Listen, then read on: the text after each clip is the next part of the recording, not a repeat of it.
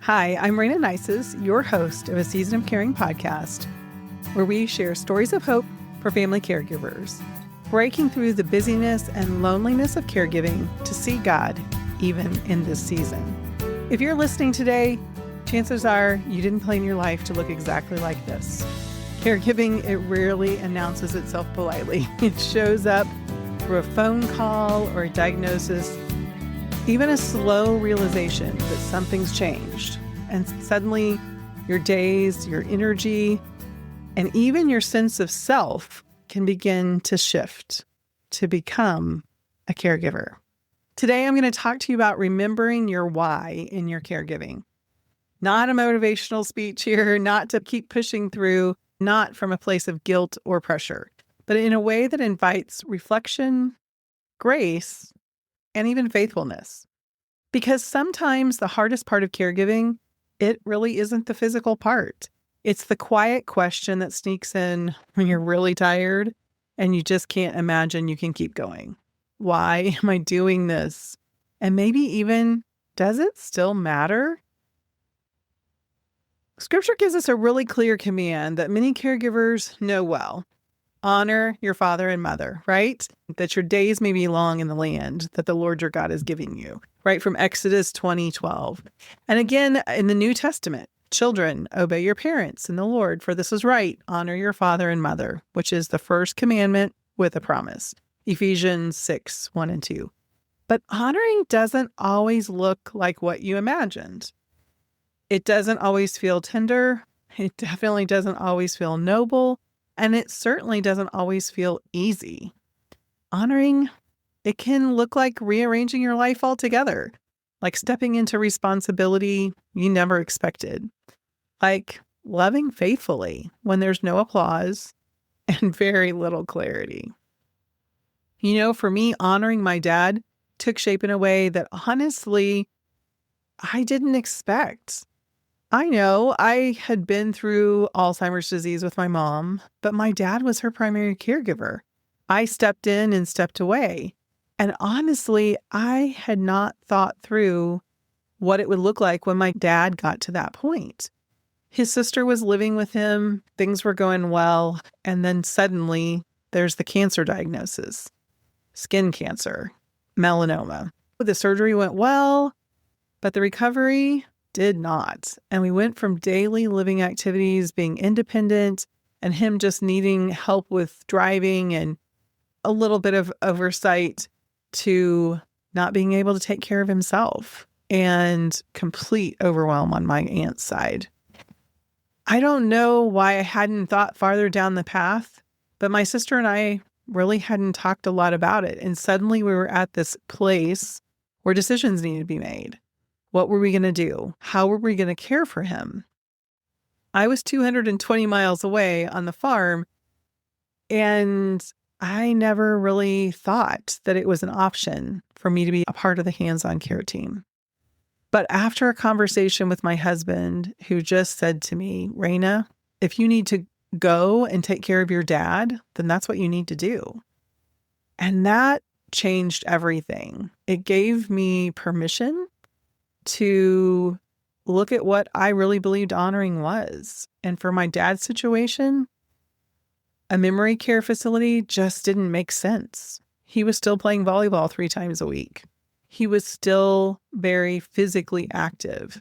His idea of exercise was lifting weights. He enjoyed doing puzzles and being social and going places. It just didn't seem like it would be a good fit for him. So as we had that conversation, what could it look like for him to stay at home and for us to bring in help? That's what honoring looked like to me.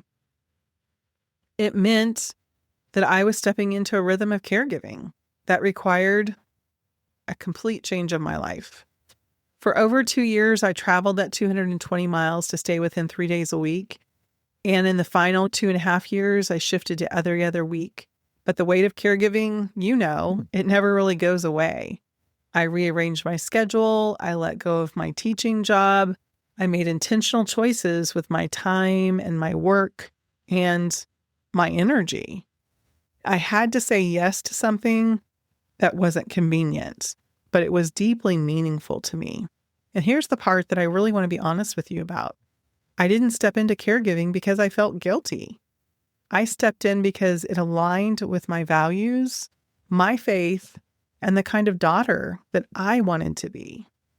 That didn't mean it was easy. It just meant that I had to be intentional, and I could do that. Intentional. What does that word mean to you? For me, intention was one of the most important things that I held on to.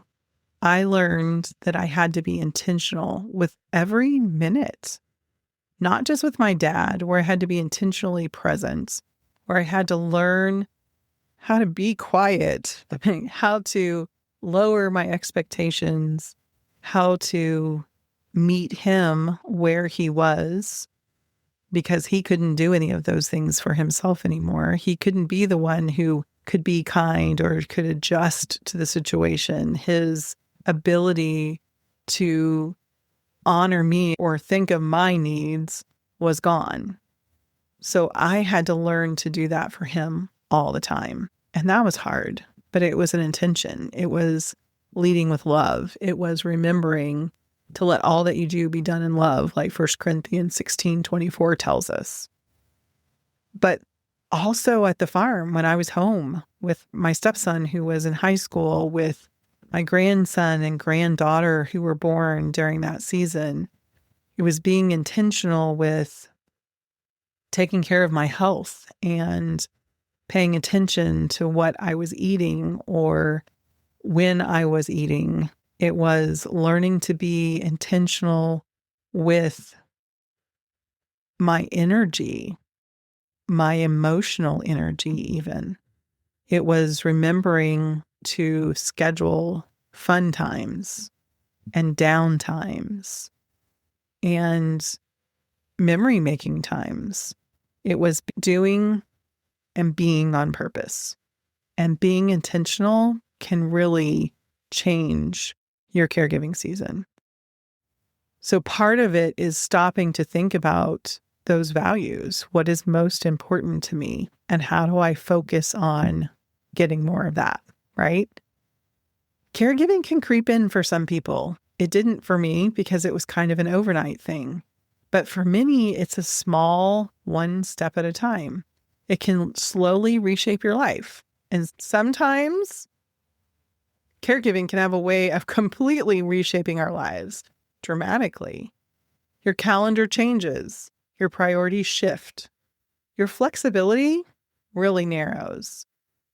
And if we aren't careful, caregiving can become the only lens which we see ourselves and all of life with. That's when remembering your why matters, not to push yourself harder, but to stay anchored. Because honoring the person that you're caring for doesn't mean erasing yourself. It doesn't mean losing your identity. And it doesn't mean doing everything alone. I had to be really intentional not to lose myself in this season. I checked in with myself regularly. I paid attention to what I needed. And I made conscious decisions about what I could pause for a season and what I could not let go of. That kind of intentional living, it doesn't happen by accident. It happens prayerfully. So here's something that I've learned, and maybe you need to hear this today.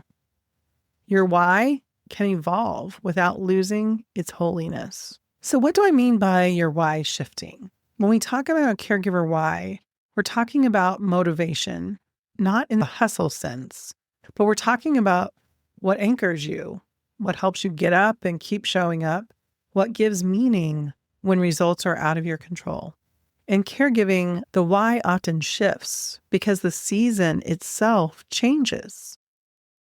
Here are some examples of maybe a shifting in your why. One might be because reality replaces the expectation. Most caregivers begin with a why that sounds like, I want to help them get better. I want to fix this. I want to repay them for what they gave me. But caregiving, especially long-term caregiving, it teaches us something humbling.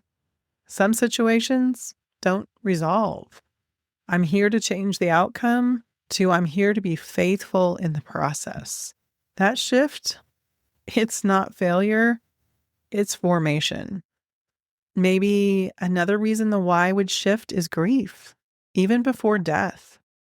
Caregivers grieve the parents they once had, the relationship with the loved one, or even the hope of the relationship they've always wanted to have, the future they imagined it would be. Early on, your why may be fueled by love and determination, but later it might be sustained by obedience and trust. And God is not offended by that. God understands that grief reshapes our capacity. He doesn't ask us to pretend otherwise. Another example of a shift might be because God often invites us from doing to being. This is where faith plays a critical role. Many caregivers start with a very task-oriented why. I did, for sure. Do everything right, keep everything together, hold everyone up. But over time, God shifts the invitation from do more to be present, from prove your love to abide in mine. Remain in me, and I also will remain in you. Apart from me, you can do nothing. John 15, 4-5. And caregiving, woof, we need to abide. There is no doubt. It's a deep, deep calling. God is at work in that shifting of the why. God is not surprised when your why changes. He's often the one gently leading the shift. I know for me, one was learning to loosen my grip on control. I still want to control, but man, I've learned so much of how to trust. Helps to redefine what faithfulness looks like. He can teach us that dependence on Him is so much more than just enduring. So your why might shift from I'm doing this because I'm strong to I'm doing this because God is faithful. It's not weakness. That's discipleship. So mature caregiving why, it might sound a little different. In the later stages of caregiving, why often sounds quieter, but they're deeply sacred. I'm here because love shows up, even when it's costly. I'm here because obedience doesn't always come with clarity. I'm here because God is shaping both of us in ways that I may never fully see. Let us not grow weary in doing good, for at the proper time, we will reap a harvest if we don't give up. Galatians 6:9. Notice the verse doesn't promise visible results. Oh, how I wish it did. It promises God's timing. So this is freeing truth. If your why feels thinner than it used to, if it feels quieter, if it feels less emotional and more surrendered, you haven't lost your why. You've grown into it. God often does His deepest work, not when we feel inspired, but when we just remain. My why, it didn't stay the same. It matured. And looking back, I see that God was gently shifting me from doing caregiving in my own strength to walking it out in faith. I am so thankful for that. Whatever you do, work at it with all of your heart, as if working for the Lord, not for human masters. That's at Colossians 3:23. Caregiving, it's one of those quiet places where the verse comes alive. No spotlight, no applause, just presence. And presence, offered in love, honors both God and the one that you're caring for, without a doubt. One of the lies that caregivers often carry, even if they don't name it, is this: if I step back, I'm failing. Have you ever felt that way? But honoring your parent or the person that you're caring for, it doesn't mean sacrificing your health, your faith, or your wholeness. Boundaries, they're not dishonoring. Receiving help is not a weakness. Rest is not selfish. Jesus never asked us to save anyone. He asks us to love.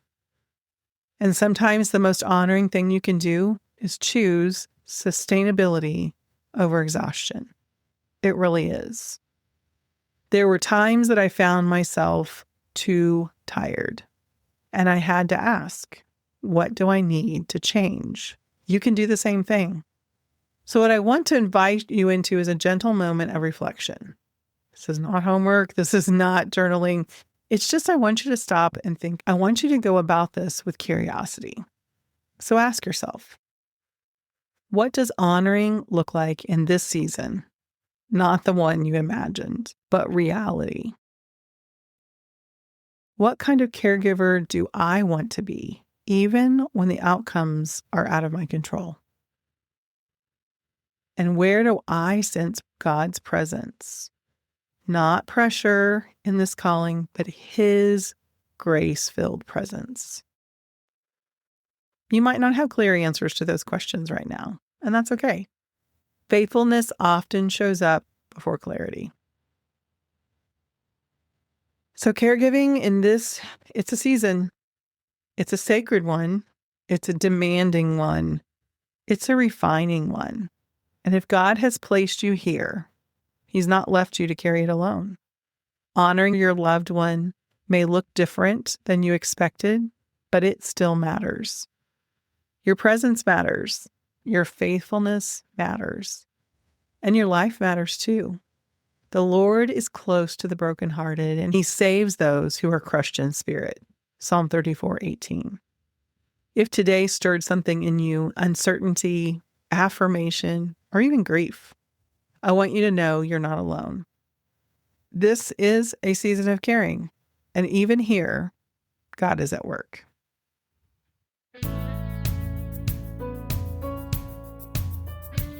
Thank you for joining me on a Season of Caring podcast where we share stories of hope for family caregivers to live content, love well, and care without regrets. If you would like to be a guest on the Season of Caring podcast, reach out to me, Rayna, at aseasonofcaring.com. I would love to talk with you, and we can share your story of God's faithfulness and your caregiving. Thanks again for spending a little time thinking about your why and how it might have matured during your caregiving season. And remember, if you have financial, medical, or legal questions, be sure to consult your local professionals and take heart in your season of caring.